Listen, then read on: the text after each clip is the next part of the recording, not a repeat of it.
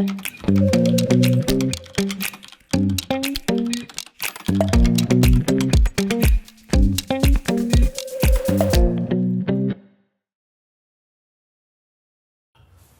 would like to thank the organizers for inviting me to this extremely interesting session. I think that science is in this situation where future is no longer what it used to be, as Paul Valéry once said. Science is under extreme pressure because we have constraints, material constraints, societal constraints, and I think that the question is how to foster very good research that brings breakthroughs, discoveries, and novelty, and then impact on society. And I think that we have short-term and long-term issues. On the short term, I think we have to find a way to reform the grant system. The grants that came initially from prizes, recognizing merit, giving a check, a white blank check to people to pursue their ideas, have been transformed into a complicated instrument that somehow becomes a purpose in itself. And high-impact papers are a preconceived condition to obtain these grants. So one shifted from the authentic motivation of pursuit of truth into this competitive nature of getting grants and papers, which is putting the accent on the process and not on the function. Now, eLife, the journal that was started and edited initially by Randy Shackman, had the fundamental principles that I think would be a solution to this problem, because journals have to evolve and the simple open access solution has not solved the problem.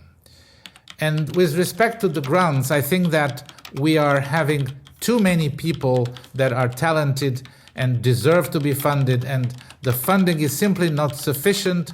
The study section, the panels do not have enough experts in the actual areas, and many times the grants are awarded simply based on rewarding high-impact papers.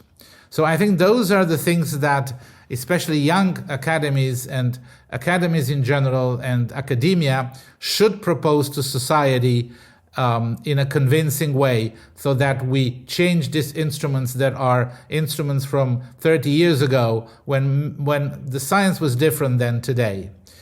But on the long run, I think that the fundamental problem is at the level of universities. So if we want to have in the future generations good science that would bring prosperity and health, we need to take a very, very close look at how universities function. Because scientists are generally recruited from the universities, and that's where most of the discoveries occur. Of course, also in research institutes linked to universities. So I'm going to take three examples.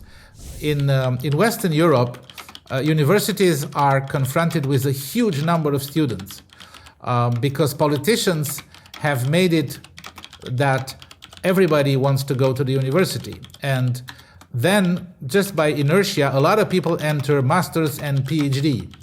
This leads to the fact that professors sometimes have to do only teaching.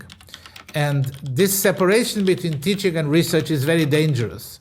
It's very dangerous because in front of a university student, a professor is authentic, legitimate, only when she or he has done some discoveries or some original things in their past and can represent that discipline. And this, the presence of very good scientists as professors is important in the undergraduate world, not only at the PhD and postdoc world, because teaching large auditoria of undergraduate students will leave an impact on their scientific education early on. And some of those will become the business people and the politicians and the society that then will decide on the future of science in the future. The second issue that I wanted to mention is that in Eastern Europe, the situation is different.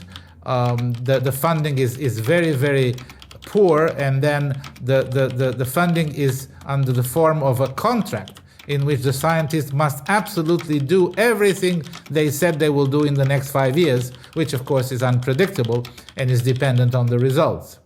Finally, in the United States, universities have shifted 25, 30 years ago to a model where business is extremely involved in the science.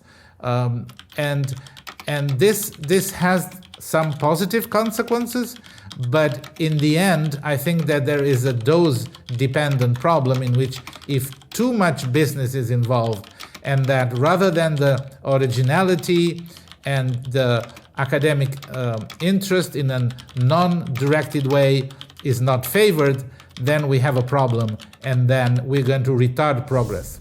So my message is that either political or business interventions have to be carefully examined so that they do not really impact the very fragile fabric of science, which requires talented people, motivated people, difficult people, critical people, to be at the right time, at the right place, benefit from intellectually honest environments, and only those kinds of mixtures of things can induce breakthroughs that we all want, that will impact life and will develop societies. Thank you.